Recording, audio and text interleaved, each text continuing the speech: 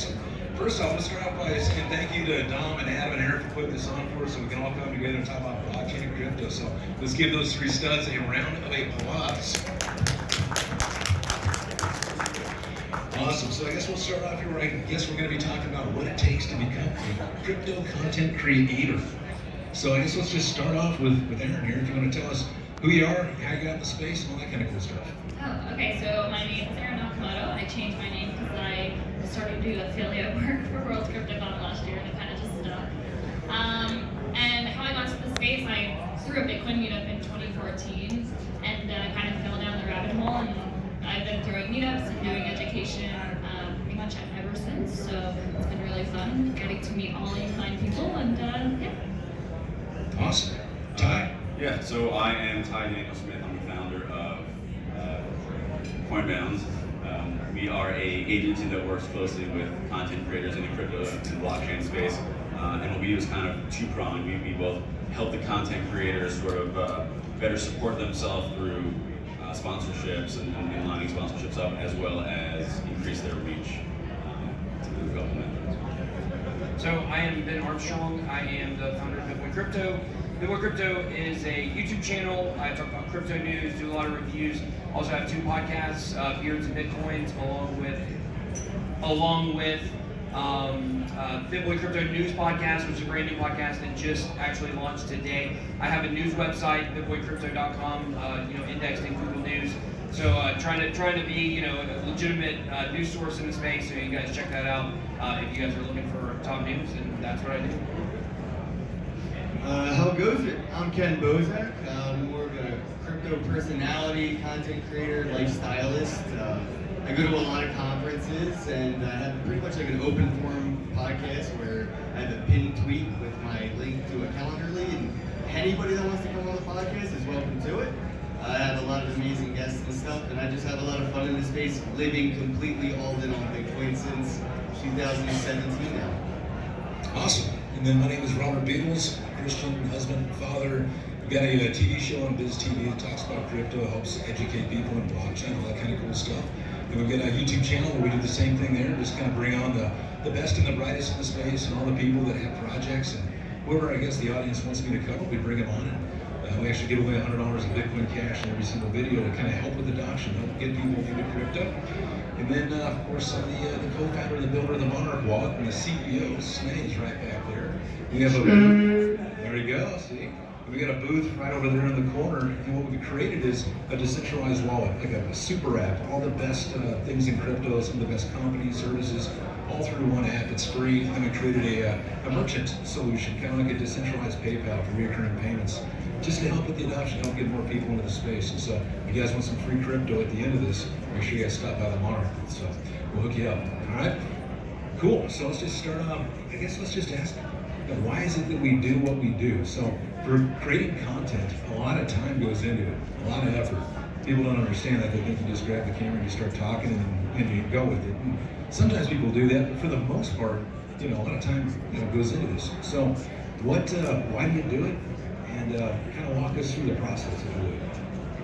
Why do I do content creation? Well, I mean, for me, like my content creation is posting meetups and kind of just building businesses in the space.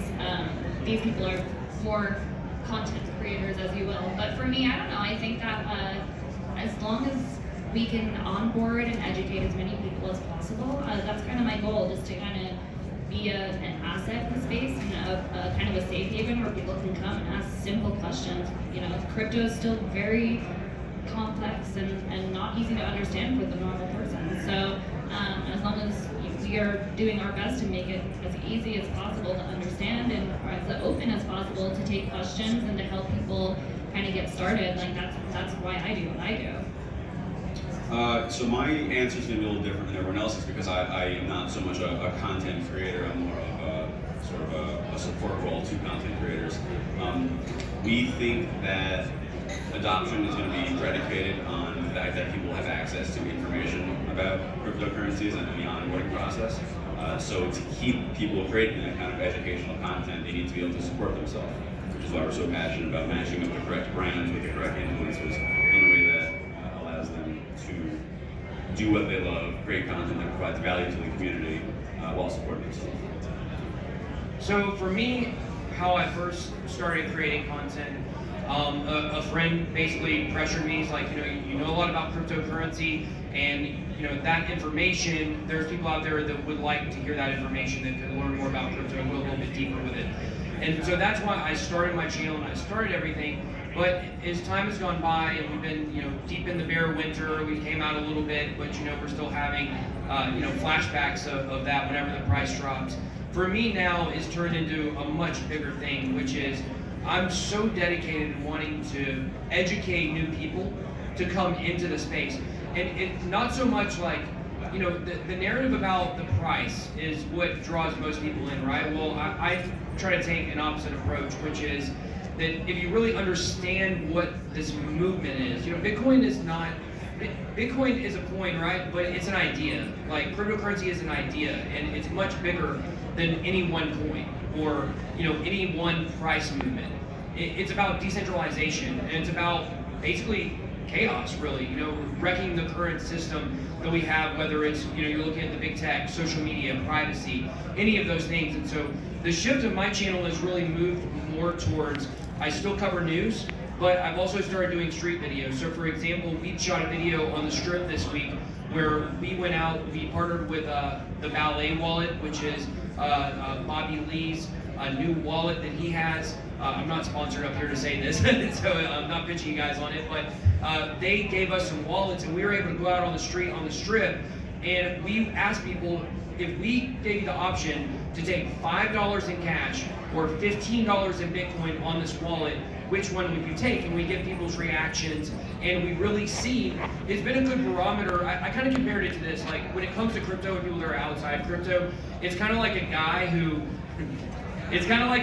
needs to go to the doctor, right? Like he knows there's something wrong with him, like he's got a pain or whatever it might be, but he doesn't want to necessarily. We've been joined by Bitcoin Ben, guys. The second bid on the stage over here. But what I compared it to is it's like a guy that needs to go to the doctor. He knows he's sick. His wife's telling him he needs to go, but he doesn't want to go because he doesn't want to learn of what the truth might actually be. And I think for a lot of us that live inside this echo chamber of cryptocurrency, like we need to go to the doctor. Like this space needs to go to the doctor and find out, like, this is the barometer of what's really going on for the normal people that's not interested in protecting their privacy, that's not interested in cryptocurrency, that only cares about Bitcoin if they think that it's something they can make $1 million. They think it's all from the Silk Road. They think it's untraceable, which is not true. A lot of misconceptions. So that's really what my channel is moving towards. I'm actually doing something called Decentralized America, which is a tour where we're going to colleges and we're talking about blockchain and decentralization, trying to work with colleges. We did one at USC, we got one at UCF coming up. So really trying to educate people and bring them in. That's what I'm passionate about. If you guys didn't get that over the last 30 minutes or however long I was talking. I'm Bozak. I got into the space really for very selfish reasons. I just wanted to talk to awesome people in the space. So in 2016, nobody was cool. I mean, still not cool. Don't get an ego. But like before Andreas Antonopoulos was the Andreas, he was willing to talk to anybody. So I started a YouTube channel. I created a Twitter account. I started engaging with these thought leaders in this industry so I could pick their brains and try to just get on their level, kind of skip go and not go to class as much as go to the bar and hang out with the professor and get my education on in a different way, but still get it. And by doing that podcast and engaging with these people, I've just been privileged enough to be well known in this space and be able to reach out to people and just ask them if they want to have a conversation on open format and get my podcast, some followers and sponsors and things like that. So at this point, I did it just to have a conversation with somebody out of reach until I had a platform or a soapbox worth their while. And now I continue to do it because it's just like calling up my cousin or my uncle or my aunt or whoever in the industry to have a conversation because it just feels like family now. And this is Bitcoin Ben. Can we hear it for Bitcoin Ben, please? Bitcoin Ben. Tell us who you are and why you do what you do. I'm also a YouTuber. In fact, the first show I was ever on was actually Ken Bozak's. And I was actually told I was supposed to be here at 2:15, so that's right. You're on the earlier panel, so now you're going to be on both. Oh, wow. Double the Ben. what it takes to be a crypto content creator. I'll tell you what I think it takes. Integrity, honesty, An opinion? a touch of God, and a few beers. And really, the reason I got involved was the curiosity of the technology initially. Then I saw the revolution of it, and I'm a libertarian at heart, and I also understand economics at a very deep level where I understand that economics and currency are really the exchange of information between people and exchange of value. And the only way that you can really retain your value of labor is in an honest, deflationary currency. Because if the currency is inflationary, your labor value loses value over time. And that's also called robbery, which our government's damn good at. And so I'm in it for the revolution, I'm not in it for the money. I do my show because I love it, and I also do my show because I love Ken Bozak. I love you, man! Awesome. So my story is a little bit different. I've been with my wife since we were 14 years old. Married at 17. That big guy right there is my oldest kid. What up? Yeah. Hey, Aaron. Yeah, exactly. So I actually started off, as a kid in tech, loved tech, but then got married really early, so I'm into construction. Kind of a little different, but I had to pay the bills. Then I built up one of the state's largest construction service companies. Once I did that, I was able to go back into software and create a software company. Then Bitcoin comes around about 2011. And most of my friends and family knew that I was following this crazy thing called Bitcoin and blockchain. And then around 2017, everybody's in Bitcoin. Everybody wants to get into Bitcoin. Everybody's talking about it. They're trying to find a place that they can trust to get information. So I made a video just for my friends and family. That's it. Just to show them just kind of how to navigate the water, so to speak. And it kind of took off. And it just kind of spiraled into this crazy thing where we've interviewed like 1,000 different people now. And the premise of the channel is just education. We just bring people on that gets to tell us, the world, what it is that they're doing and why we should care and what value it brings. And so we give away $100 on each one of these videos to help get people into crypto as well. And then through all these interviews and through interacting with the people, we quickly realized that they needed to have kind of a safe place to store their crypto and to buy it and to sell it and do all that kind of cool stuff. So that's why we created Monarch. And we're just kind of on the circuit out there trying to educate people on the blockchain as well as on Monarch. So that's kind of me in a nutshell, I guess. Awesome. So I guess more questions about content creation.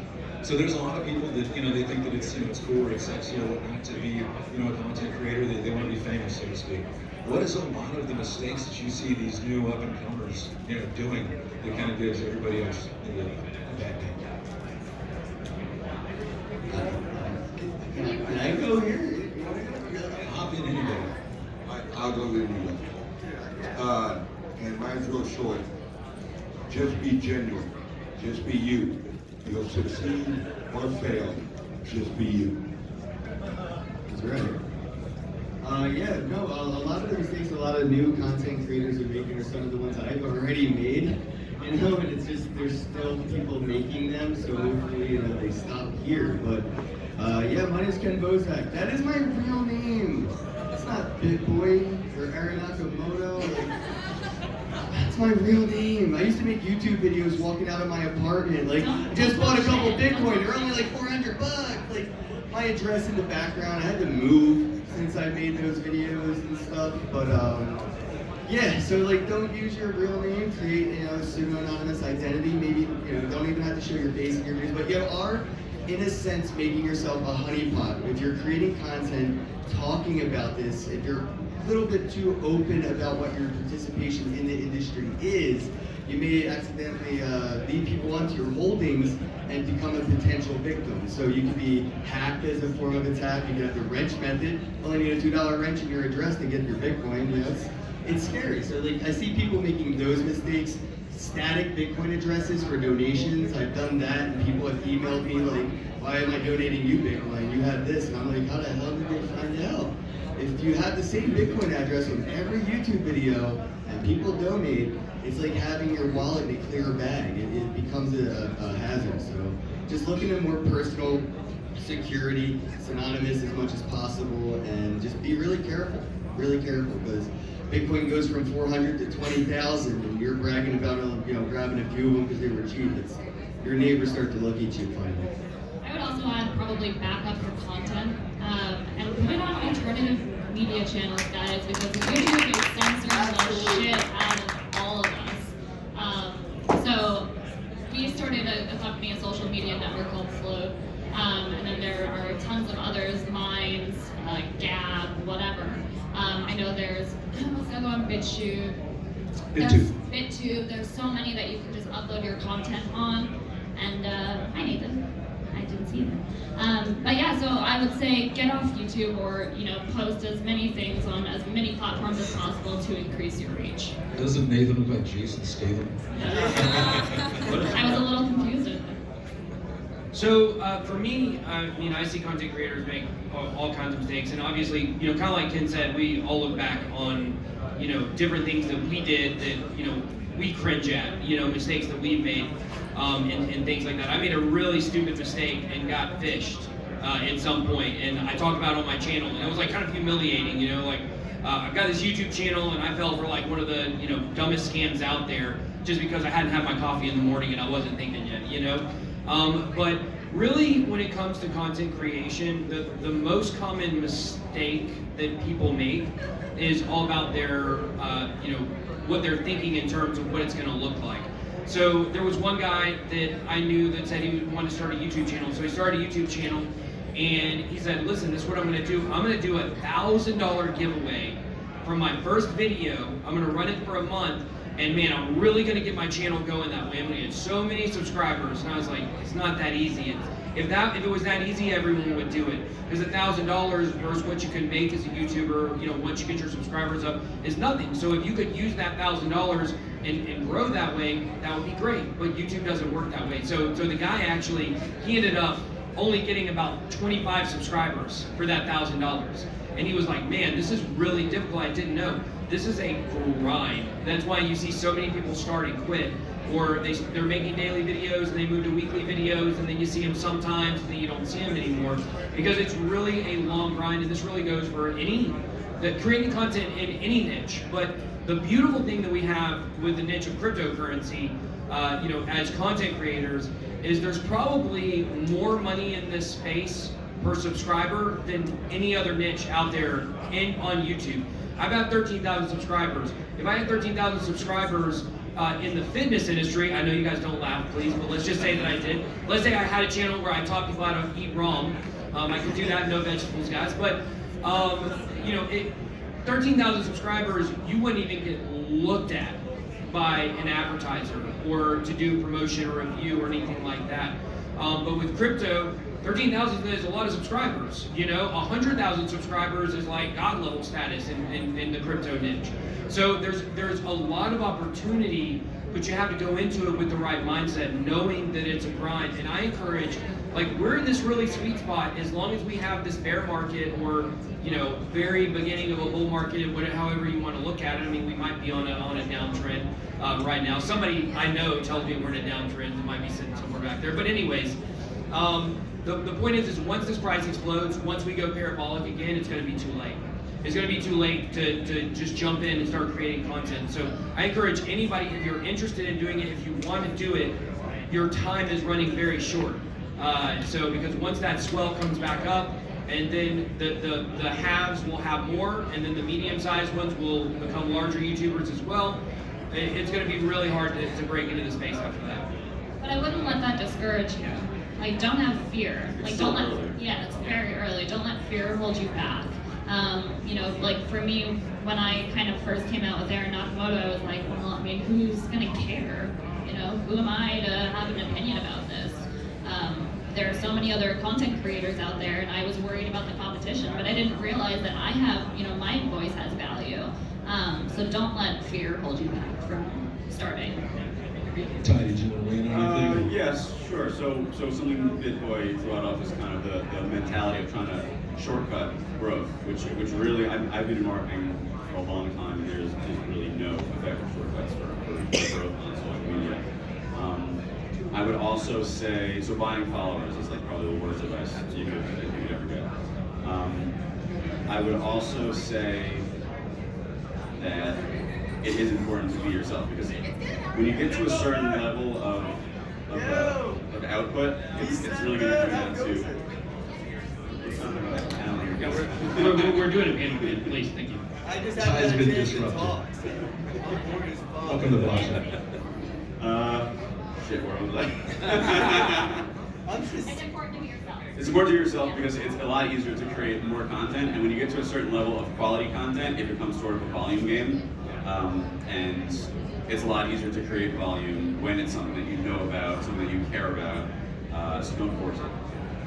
And me personally, some of the things that I see in the space are people that get in it, for the wrong reason. They want to be like some star or some celebrity. I mean, dude, it's crypto, it's blockchain, right? If you're passionate about it, and you got an opinion, go out there and talk. If you want to add value, bring value.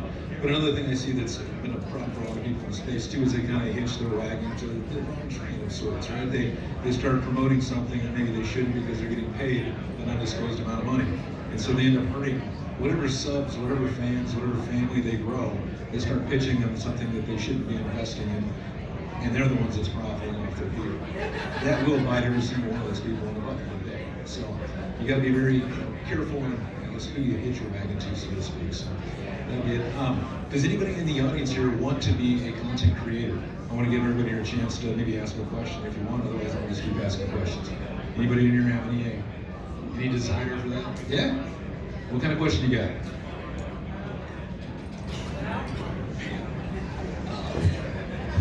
I'll come to you. Handling the resistance.